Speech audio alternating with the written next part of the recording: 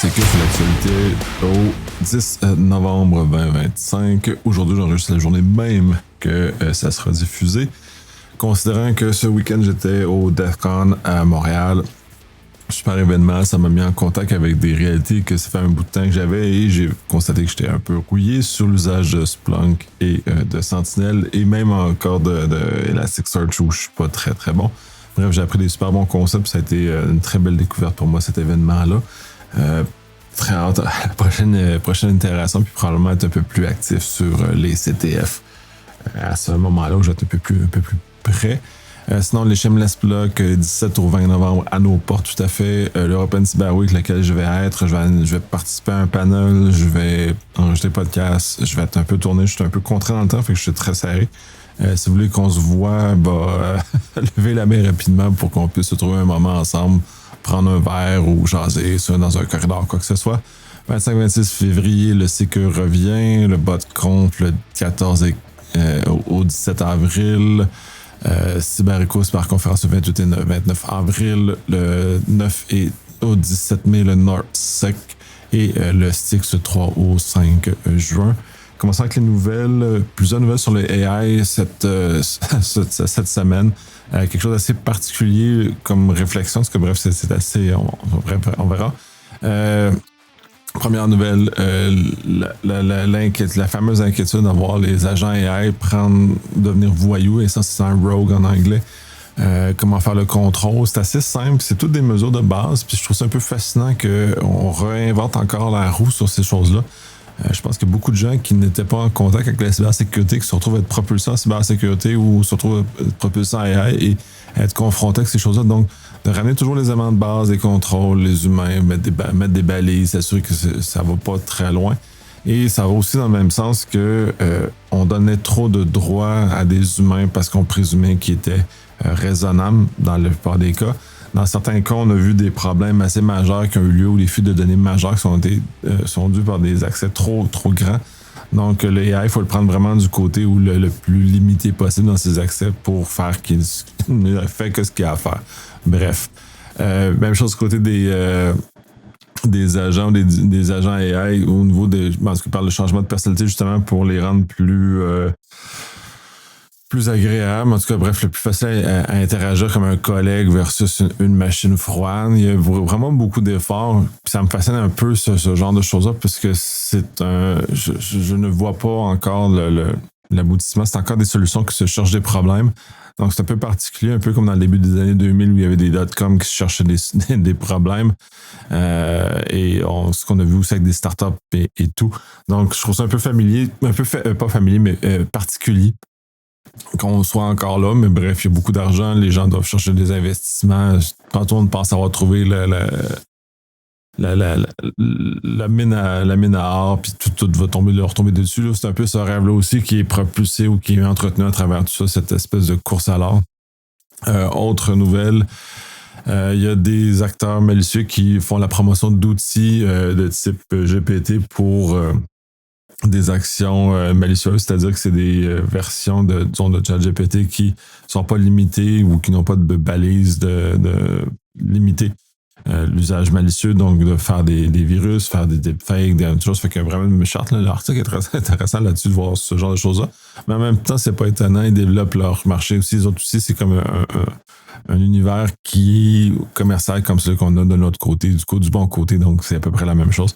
Il n'y a aucune surprise de ce côté-là, puis je pense que quand on va avoir bien saisi que ce marché criminel-là est très actif et probablement beaucoup plus innovant que le marché standard, on va mettre les énergies aux bonnes places pour contrer ou limiter la capacité, même avec des outils comme ceux-là, de faire quoi que ce soit sur nos entreprises.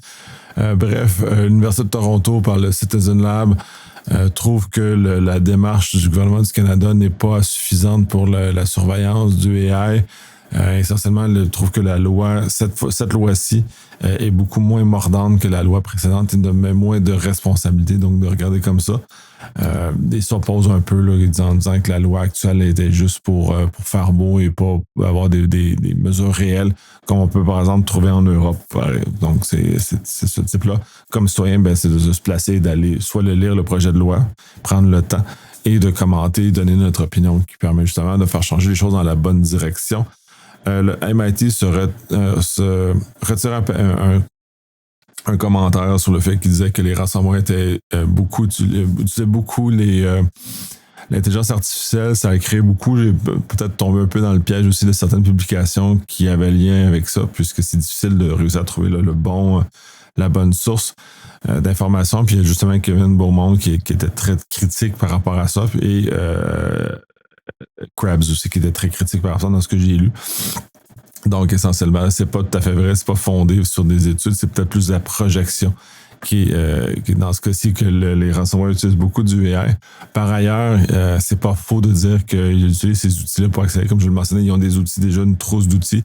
Est-ce que c'est aussi exceptionnel que ça l'est? Probablement pas. Puis là, c'est justement là, il faut voir la non-exceptionnalité des choses, puisque je pense que les gens se projettent beaucoup dans ce qui pourrait faire avec du AI, ou ce que les méchants pourraient faire. Dans la réelle, ils l'utilisent juste de façon pragmatique pour accélérer leur travail puis augmenter leur PD. Et sans plus que ça, c'est vraiment de la psychologie sans. Fait que il faudrait arrêter d'aller dans cet univers-là. Dans la nouvelle de AI, Microsoft parle d'un ransomware, je crois, ou malware du moins, qui utilise les API de ChatGPT pour communiquer pour son C2. Encore là, c'est pas du AI qui est proprement dit, mais il utilise les API pour être capable d'aller chercher des commandes et pousser. Donc, il y a comme une forme d'interaction qui se fait à travers les API. Donc, pour passer outre les contrôles, passer à travers les différents éléments, il utilise cette stratégie-là pour contourner les filtres pour exister pour les command and control et tout ce qui entoure ça. Section bleue, le MITRE Attack Con, les vidéos sont disponibles maintenant pour ceux comme moi qui n'ont pas eu la chance d'y aller. Donc, vous pouvez aller voir toutes les présentations, les vidéos, tout est là. Fait que c'est super chouette. Ça va occuper les prochains jours et semaines, qui sont déjà pas mal occupés par ailleurs, mais en tout cas, bref, ça va se rajouter sur la pile. Chrome a sorti une patch d'urgence pour régler des vulnérabilités. Le problème n'est pas autant, ou ce que je veux mentionner, c'est pas autant que Chrome a sorti une vulnérabilité que c'est très important que vous redémarriez votre Chrome à tous les jours, parce que le processus de mise à jour automatique nécessite un redémarrage à tous les jours. Donc, de le faire régulièrement va vous assurer de toujours être à jour, de toujours avoir la dernière version, puis de vous être correctement protégé. C'est un des avantages de ces nouveaux navigateurs-là qui se mettent à jour automatiquement. En entreprise, Edge se met à jour forcé par l'entreprise, mais encore là, si l'entreprise a juste à se dépêcher de faire les choses. Mais de côté plus perso, le redémarrage automatique permet de mettre à jour automatiquement. Et Brave alerte quand que ça fait trop longtemps qu'on n'a pas redémarré et qui essaie de forcer un peu les choses pour nous aider à redémarrer justement pour bénéficier de ça. Apple corrige plus de 100 vulnérabilités dans sa dernière version 6.1, je crois. De mettre à jour. Encore là aussi, c'est important de suivre le rythme de diffusion de Apple. Apple, d'ailleurs, empêche le retour arrière très rapidement. Justement pour aider les gens et mettre en place beaucoup de stratégies de upgrade automatique ou de mise à jour automatique. Activez-les si possible pour vous protéger de ce qui peut arriver. C'est des cibles maintenant très importantes. De plus en plus de vulnérabilités sont trouvées parce que les gens s'intéressent de plus en plus à cette plateforme-là. Donc, mettre à jour automatiquement et va vous sauver beaucoup de problèmes de ce côté-là. Puis c'est un peu dans la même chose que Chrome. Pas de redémarrage, c'est pas nécessaire, mais au moins la mise à jour soit faite régulièrement, qui va nécessiter généralement un redémarrage de toute façon. Microsoft retire le Defender Application Guard for Home Office. C'est un volet particulier, pas qu'il retire la protection des éléments Office, mais ils vont juste déplacer ça dans la plus grande famille Defender maintenant. Donc, on déplace un peu l'endroit où se mettait en action cette protection-là. Encore là, ça demande le fait d'avoir Defender sur Foreign Point, ça demande un peu un certain nombre de choses, fait que Microsoft est très invasif.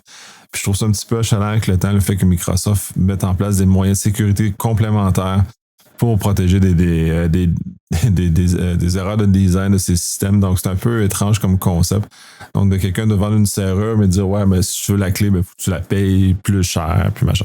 Donc, je trouve ça un peu particulier comme approche. Il faudrait qu'un peu comme domaine qu'on arrête de voir capitaliser sur le fait de la protection. C'est comme de demander un chargé pour le SSO, en tout cas, bref, ou chargé pour le MFA. Je trouve ça un peu contraire à où on devrait aller, mais bref. au-delà de mon commentaire éditorial, ça vient de changer, donc assurez-vous qu'il y a quand même des protections. Puis ce que ça faisait, le Defender Application Guard, c'est que ça allait faire un sandbox pour éviter que les documents Office viennent contaminer le poste en exécutant. Donc ça faisait essentiellement ça, ce qui est une belle approche par ailleurs qui devrait être répandue à probablement toutes les applications. Puis on retrouve un petit peu du côté du Mac, là, certaines volets de ça est déjà plus natifs, où les applications sont un peu pris dans leur prison, dans leur enveloppe, donc sont pas moins capables d'être exploités pour faire des affaires comme ça. Pas parfait, mais en tout cas, c'est un petit peu, fait que bon, bref. Puis c'est intégré au système qu'on reçoit automatiquement gratuitement toutes les années, contrairement à Windows dans lequel on est chargé. Le modèle d'affaires est différent.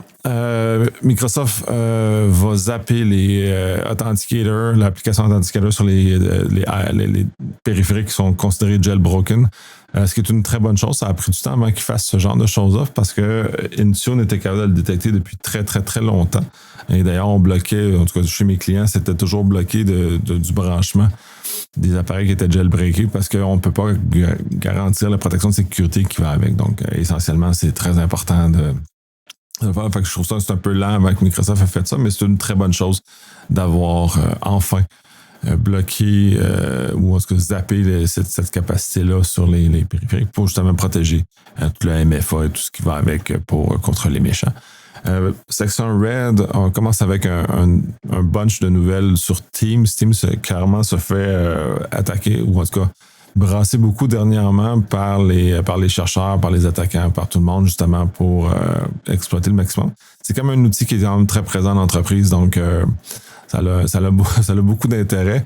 La première nouvelle sur Teams, l'encryption des cookies de session qui sont mis dans Teams, parce qu'il y a quand même beaucoup de cookies de session qui sont maintenus en arrière-plan de l'application, qui sont dans une base de données, si je ne me trompe pas.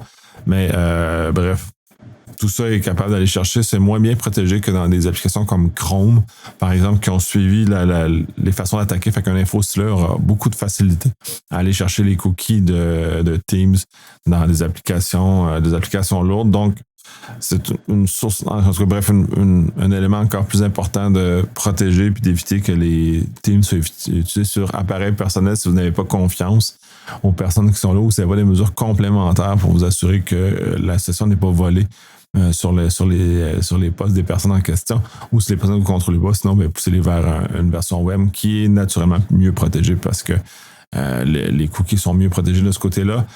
Microsoft va rajouter le Chat with Anyone, c'est-à-dire la capacité d'utiliser Teams pour remplacer un peu ce que faisait Skype, être capable de parler avec des gens à l'extérieur, des tenants à l'extérieur, des choses comme de l'écosystème Microsoft, et ça va même plus loin au chat avec des gens qui n'ont même pas de compte dans l'écosystème de Microsoft.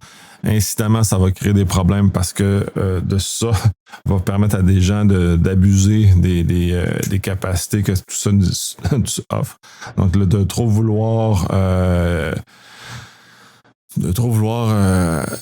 rendre le produit accessible à tout le monde va justement faciliter le fait de faire se tromper, de recevoir des éléments toxiques là, qu'on va avoir, fait qu'on va avoir une vague d'autres problèmes. Fait que la seule chose que Microsoft dit, les administrateurs tenants doivent verrouiller cet élément-là pour pas que ça se passe. Bref, Bref. Puis finalement, dans la nouvelle sur Teams, il y a une capacité dans Teams de manipuler les messages qui sont reçus par les destinataires. Cette vulnérabilité-là est corrigée depuis. Donc, mettez à jour votre client là, au plus vite. Mais essentiellement, les messages n'étaient pas authentifiés. Donc, je pouvais changer la nature du message qui était envoyé à l'autre Teams et il procédait comme si c'était... je prenais la personnalité de quelqu'un d'autre, je prenais le nom du président, et ainsi de suite. Donc, on était capable d'usurper assez facilement les messages qui étaient reçus par les autres. Donc, de corriger ça, c'est corrigé depuis, mais bon, il y avait cet élément-là. C'est quand même un morceau ce qui est devenu une pièce d'infrastructure majeure et, bon, bref, c'est ce que c'est. Au moins, c'est corrigé maintenant.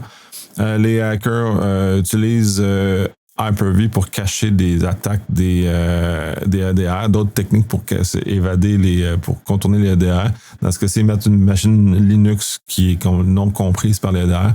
Mais dans l'épisode que j'avais enregistré avec Charles, justement ça, puis ce que j'ai vu d'ailleurs au Datron en fin de semaine, Les EDR sont très faciles à contourner parce que c'est quand même des agents relativement statiques qui vont regarder des éléments définis. Et l'usage, dans ce cas-ci, de Linux vient littéralement contourner toute cette capacité-là de repérer des mots-clés ou des regex ou des choses comme ça. Puis j'ai vu des regex assez simples dans la plupart de ceux-ci. Donc, ça dépend de la philosophie du EDR, mais en général, c'est dans cet espace-là. Fait que c'est pas super... c'est autant au début, en tout cas, avant le confinement, j'étais super un gros fan de EDR, puis plus le temps avance, plus je me rends compte que la limitation de la technologie qui est associée à ça. Et donc, bref, on est vraiment prisonnier de la capacité de la compagnie d'EDR puis c'est quoi le spectre de qu'est-ce qui surveille pour baliser comme ça. Fait que ça ramène une nouvelle réflexion sur comment on doit protéger les points terminaux. Le gouvernement danois doit revoir une acquisition de ses autobus puisqu'il s'est rendu compte que celle-ci était branchée avec des cartes cellulaires qui permettaient aux Chinois d'aller contrôler les autobus. C'est un manquement qui est assez particulier puisque il me semble que ça devrait faire partie des éléments qui sont regardés de base. Moi, je suis un peu surpris de cette nouvelle-là en soi parce que il m'apparaît plus naturel qu'on assure ce genre de choses, qu'on fasse cette vérification-là ou peut-être qu'on était trop tranquille. Au même titre que les Canadiens étaient trop tranquilles par rapport aux Américains, auxquels maintenant, on regarde avec un différent œil. Donc, s'assurer que toutes les acquisitions modernes qui ont moindrement de la technologie dedans, mais qu'on puisse justement ne pas avoir des éléments qui donnent à un pays adverse ou potentiellement adverse des capacités sur nous qui nous mettraient dans le problème. Un rapport pour les insiders dit que c'est toujours aussi difficile de trouver les insiders dans les compagnies ou les prédire ou comment faire avec ça. C'est un peu une incapacité ou un manque de volonté de regarder comment ceux-ci attaquent, comment les insiders existent, de par le fait même qu'on a une confiance naturelle face à nos humains, à nos autres humains et surtout à nos employés qui est comme ça. Donc, on revient un peu à ce que je mentionnais dans la première nouvelle au niveau des AI, de mettre des balises, mettre des choses comme ça pour s'assurer que les droits d'accès sont correctement encadrés. Bon, on est un petit peu dans le même univers où on n'avait pas cette habitude-là d'encadrer correctement le travail des employés, de par une certaine forme de confiance naturelle en ceux-ci. Mais bref, de reviser un peu cet élément-là, de continuer à travailler un peu là-dessus, puis de permettre un peu de recherche pour nous aider à trouver des stratégies qui autant permettent aux humains de bien collaborer et de se sentir accueillis chaudement, parce qu'on est quand même des humains. Et de l'autre côté, de mettre des balises de sécurité qui sont suffisantes pour justement empêcher le insider risk qui va commencer en tout cas, probablement qui n'augmente pas, mais qui est toujours présent. Il a toujours été d'ailleurs. Les criminels et les cybercriminels et les criminels vont œuvrer ensemble. Il y a eu des cas de cargo qui ont été volés justement en mettant en équipe des éléments comme ça, en volant des comptes, un peu comme je mentionnais avec les... non, je ne l'ai pas mentionné, pas diffusé encore. Ce que la partie que j'ai enregistrée avec Sequoia, où justement il y était des gangs spécialisés pour le vol de creds au niveau des hôtels. Les autres, c'est un peu dans la même idée. Il y avait des brokers de transport qui se font attaquer, dans lesquels font faire des faux cargos ou volent des cargos, prendre des travaux sur des cargos, et ainsi de suite. Et en manipulant ces informations-là d'un point de vue informatique, sont capables de voler les cargos, donc de faire de l'argent sur ce genre de choses-là. Donc là, on est vraiment dans une bascule où les techniques de cybercriminels sont utilisables facilement dans le monde réel, puisque le monde réel est manipulé et maintenu par tous ces systèmes-là. Donc, on est quand même la bascule comme ça, le point de rupture où on va avoir de plus en plus un flou un peu plus grand entre les deux univers, donc de voler des choses dans le monde réel à partir de techniques de cybercriminels. Bref, on est rendu là, donc excusez, fait que soyez plus prudents et vos systèmes et avec vos intermédiaires, puisque c'est souvent dans le cas du fret, c'est des petits intermédiaires qui sont plus faciles à attaquer, en lesquels ces méchants-là rentrent et vont faire leurs travaux et s'insérer et voler essentiellement du contenu qui est transporté. Dernière nouvelle, dans le Red, il y a des négociateurs de ransomware qui ont été pris la main dans le sac de vendre leur propre ransomware. Donc, de faire le double, puis j'ai double dipping, c'est d'un côté essayer de faire de l'argent, du côté de vendre, de déployer des ransomware, puis de l'autre, d'essayer de négocier de façon de mauvaise foi, puis de ramener de l'argent au centre. Bref, c'est un peu particulier, mais en tout cas, je lève mon chapeau pour l'imagination de ces gens-là. Mais en même temps, c'est bien que ça soit détecté et arrêté, justement, pour que ça soit un dissuasif assez important de ce genre de choses-là, parce que rendu là, c'est le voleur qui nous convainc de payer la rançon, c'est un peu particulier. Bref, section sur l'Église, plus sur des choses de droit. La première nouvelle sur la notarisation des applications Apple. Le DMA en Europe vient limiter grandement cette capacité-là, ou vient de créer une espèce de barrière à l'entrée. Et il y a une poursuite qui est mise de ce côté-là, mis en mettant à l'avant que le marché, ou en tout cas, bref, le App Store d'Apple n'est pas suffisamment ouvert selon les règles européennes.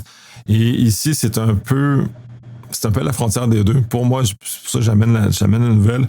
Le principe de notarisation qui est des applications sur le App Store et donc qui viennent s'installer sur mon téléphone, pour moi, est une mesure suffisante de sécurité pour limiter la montée en puissance de problèmes de virus, de malware, de peu importe, de ce qu'on a dans cet écosystème. Il y en a, mais au moins, ça devient une porte très limitée, ce genre de choses. Je comprends la demande qui est faite de vouloir avoir un marché, puis d'ouverture, tout ça, puis le fondement du DMA est quand même intéressante. Par ailleurs, elle ne répond pas au volet sécurité, donc on va créer un énorme problème parce qu'on veut ouvrir le marché. Quand ce marché-là a toujours été contrôlé, justement, limitait ou empêchait une très grande partie des problèmes de sécurité qu'on a vécu, notamment sur Windows puis on vit encore d'ailleurs sur le fait des virus qui circulent, tout ce qui est dans cet univers-là. Ça venait essentiellement régler ça. Donc, oui, l'ouverture, mais je crois qu'on ne peut pas juste arracher les contrôles de sécurité qui ont été mis en place, même si en partie, on ne se cachera pas que Apple l'utilise aussi pour donner une place de dominance sur le marché. Puis ça, c'est pas ça la question, mais c'est de fait d'enlever cette place de domination-là ne vienne pas briser tous les bénéfices de sécurité qu'on obtient par cet élément-là. On va le faire remplacer par une autre stratégie ou une autre façon de faire qui permet justement d'arriver à l'ouverture du marché, mais on conserve la sécurité. Puis c'est un peu dans les mêmes réflexions que les législateurs vont notamment s'infiltrer dans les communications chiffrées et tout ce que ça concerne. C'est toujours de conserver en tête qu'il y a des dommages collatéraux à ces changements-là ou à cette demande-là et que des fois, les dommages collatéraux sont plus grands que le bénéfice qu'on cherche à obtenir par ça. Donc, dans ce cas-ci, ça en est un comme ça. À mon sens, je pense les dommages collatéraux sont beaucoup plus grands que le gain qui va être obtenu par l'ouverture qui va avec. Dans un contexte où ils sont juste agressifs de vouloir ouvrir le marché, au lieu de dire oui, on ne veut pas ouvrir le marché, mais on veut ouvrir le marché, mais on propose une approche sécuritaire, et ce qui n'est pas fait dans ce cas-ci. Fait que là, bref, c'est un peu là où mon malaise par rapport à cette situation-là, où c'est juste un côté, mais c'est pas les deux. Et des fois, quand on a bref, ça brise tout. Nouvelle sur la souveraineté numérique pour Microsoft. Depuis le témoignage devant le Sénat français, il y a beaucoup d'excitation de ce côté-là, notamment par les hyperscalers. Google était déjà plus avancé que Microsoft et AWS traîne la patte globalement. Ces déplacements-là, soit notamment le transfert opérationnel de certaines fonctions à des tiers entièrement européens, comme Sense au niveau de Google, par exemple, est une stratégie comme ça. D'un côté, c'est sûr que la stack technologique n'est pas détenue par l'opérateur européen, mais au moins d'un point de vue légal, la barrière entre les États-Unis et l'Europe est meilleure pour être capable de protéger les données. Mais encore là, on est dans un contexte d'évaluation du risque, qu'est-ce qu'on est prêt à tolérer, tout ça.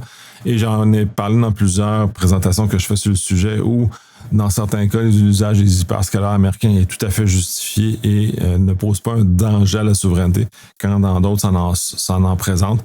Et il y a toute une coloration de niveaux de souveraineté qu'on peut déclarer dans les différentes solutions. Donc, on peut voir que dans certains cas, ça l'est ou ça l'est pas suffisamment. Donc, de juste choisir la solution qui qui est bien établi, qui est au bon niveau pour nous, genre tout est construit à 100%, tous les logiciels sont faits, tout est vraiment maîtrisé par l'opérateur.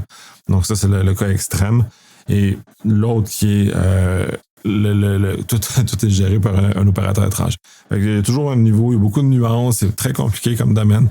Faites-vous accompagner par des gens qui connaissent ça, qui connaissent les dédales de cet univers-là, mais bref, les grands hyperscalers sont nerveux. Le gouvernement américain vient un peu de briser leur parade et leur domination mondiale d'ailleurs aussi. Fait que c'est un peu ironique que ce soit le gouvernement américain qui soit leur pire ennemi à ce moment-là. Donc, ça va amener de la réflexion et d'amener aussi peut-être un langage aussi, une labellisation de souveraineté qui est plus simple que le Secnum Cloud, parce que là, c'est assez compliqué à obtenir, dispendieux et long.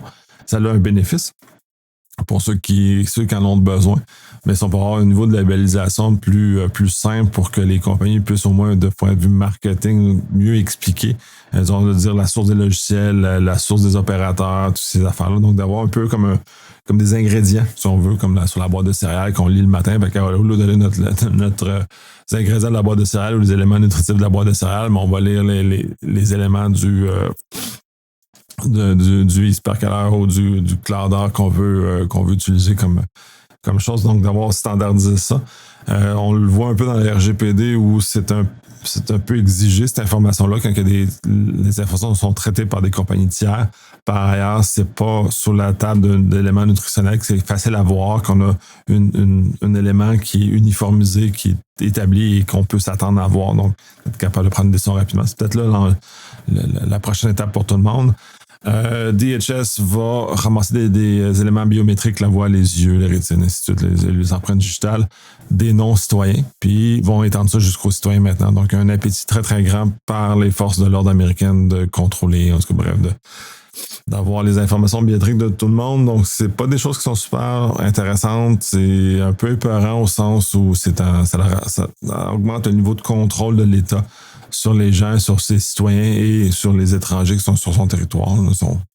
C'est pas une cachette que le gouvernement américain dit avoir énormément de contrôle sur les étrangers sur son territoire de par des peurs qui sont non fondées. Mais bon, bref, c'est le mot du moment. Donc, d'aller là, donc c'est pas des bonnes choses d'avoir cette quantité de données-là qui est à leur disposition pour contrôler les masses. On a vu plusieurs éléments au niveau mondial qui sont très négatifs par rapport à ce niveau de contrôle-là ou ce niveau d'information-là. Bref, en espérant qu'on n'aille pas dans du très, très négatif dans les prochaines années, mais c'est pas rassurant. Dans le dernier bloc d'hiver, 3 nouvelles.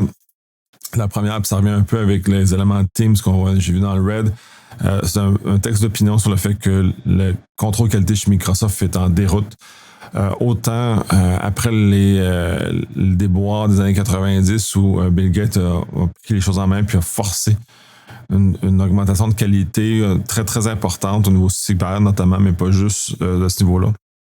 Donc, de mettre beaucoup d'importance sur l'aspect qualité de production du code. Ce qui a paru énormément aussi avec tous les éléments comme NT4, SP4 et tout ce qui a suivi après ça, Windows 2000 et toute la famille.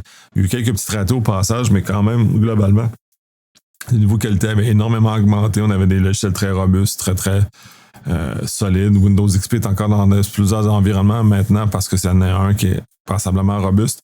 Donc, cet univers-là, qui avait énormément de mise en qualité, bien clairement, ce n'est plus là. On l'a vu avec Teams notamment, on l'a vu avec beaucoup d'autres choses, où le niveau de qualité est en perdition chez Microsoft. Donc, les équipes de contrôle qualité qui là, donc, ont été coupées. Il y avait dans le texte, il mentionne justement à un moment donné où ça avait été coupé, ce genre de choses-là. Donc, ça a des effets de couper les équipes de contrôle qualité, et on le voit maintenant.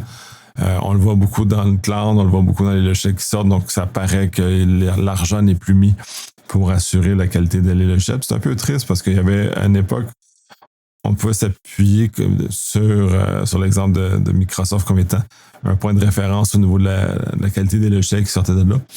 Bon, bref, l'appétit des gains et le non-intérêt de cyber. Bref, c'est comme la cyber, ça disparaît tout le temps, c'est pas très sexy, fait qu'on finit par désinvestir avec le temps.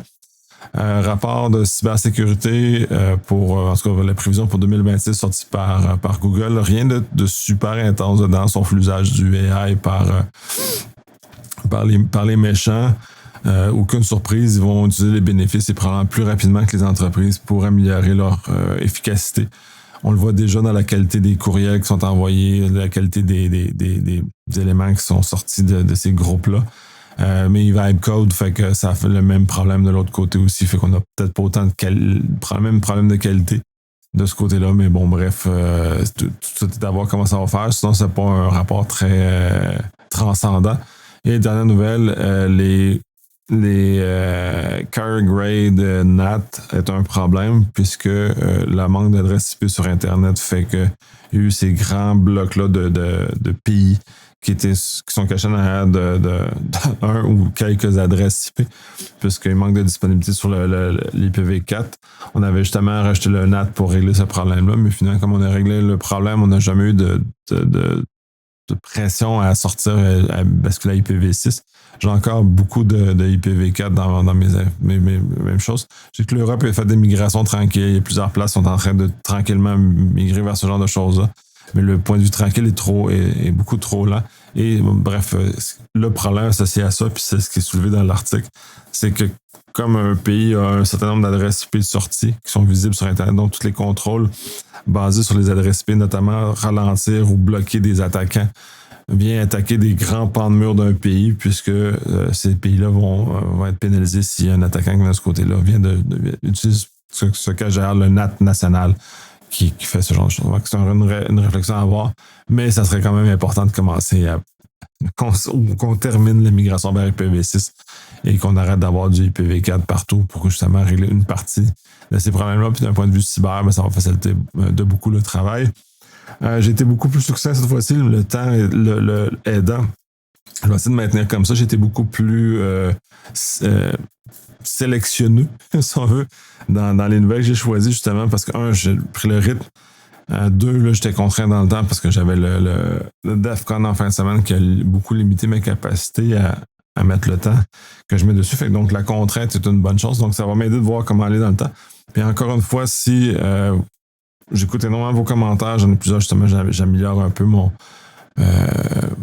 chose à chaque fois, justement, sur la base de vos commentaires. Si vous en avez d'autres, il y a des pans de mur que vous voulez voir plus, moins. Il y a des choses que vous aimez moins. Bref, soulignez-le. Puis, bref, à la prochaine.